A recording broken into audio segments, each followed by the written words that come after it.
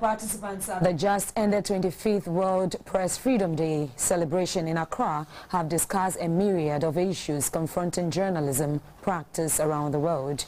Key among the issues were investigative journalism with focus on uncovering corruption and political malpractice, gender, sexuality, religion, conflict, and other sensitive issues.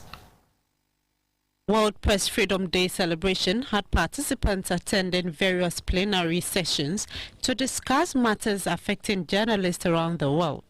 On investigative journalism, the session discussed ways by which journalists keep power in check by uncovering illegal activities and making the information accessible to the public.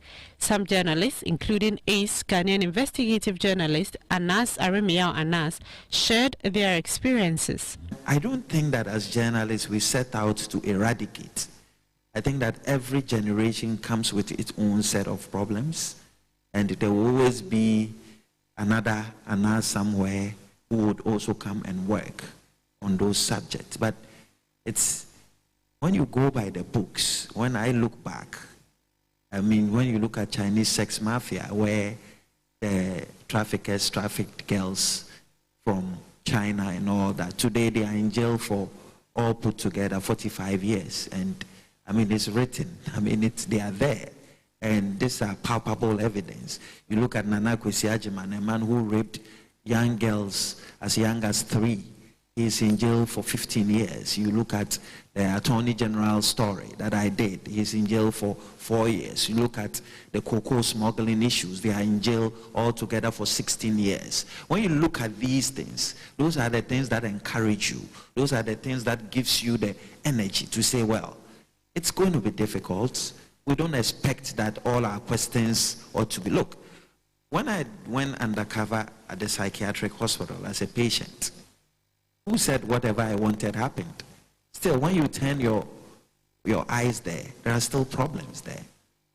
So you don't get it well in everything. Talk of the judges' scandals. Yeah, of course, we have about 26 of them all sacked. That's not the end of the process. We still are waiting. We have to go into the phase of prosecution. It might be slow, but it's a concerted effort, not only by me, but as medium, and we play complementary roles. Another session also discussed whether online speech needs regulation or self-regulation. Opinions on the matter were varied on where to draw the line between freedom of speech and protection of people from harmful speech and content. Internet shutdown by some governments were strongly condemned by participants who see it as a violation of human rights since they block the free flow of information.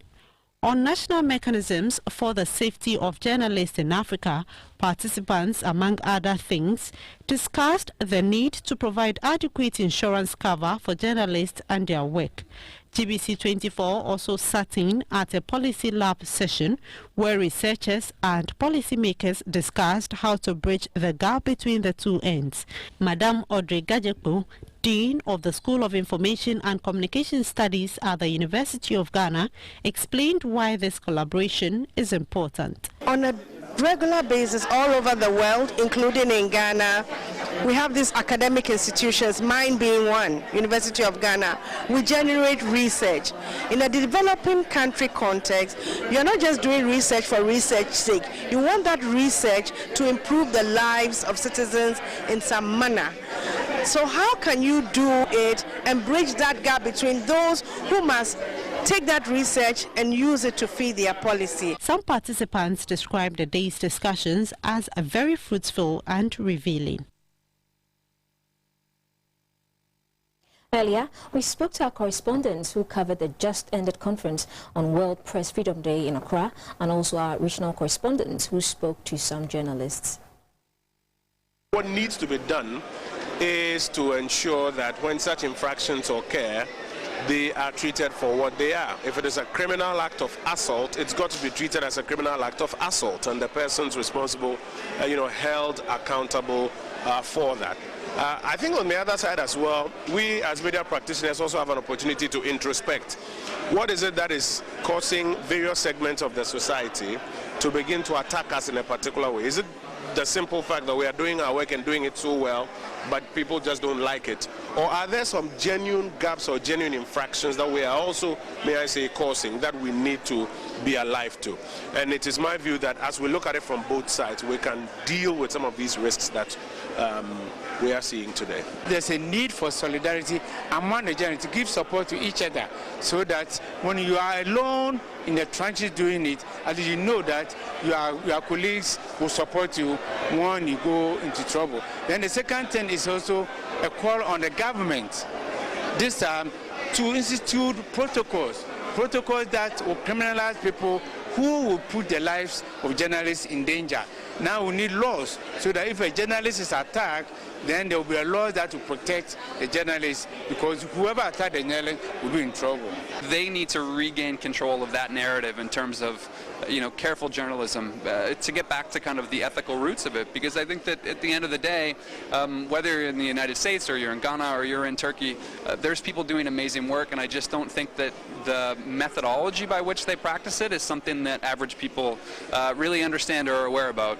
The thing that should motivate a broadcaster or an air personality or a media person to be able to work, logistics and then remuneration and other forms of support or motivation need to come in, so that the person may be independent, may not think of, expecting anything from any other quarters before he is able to function the way he's supposed to function. Employers in the media industry are not doing much when it comes to our salaries, and I believe that one of the key tools that we need to ensure our freedom is the way we are paid. Okay. And I think when that's well done, that should solve this problem. The association is meeting other key actors, other stakeholders, so that we can come out with a bargaining certificate, face the TUC, dialogue on the condition of service of journalists. Okay. So I'm very optimistic.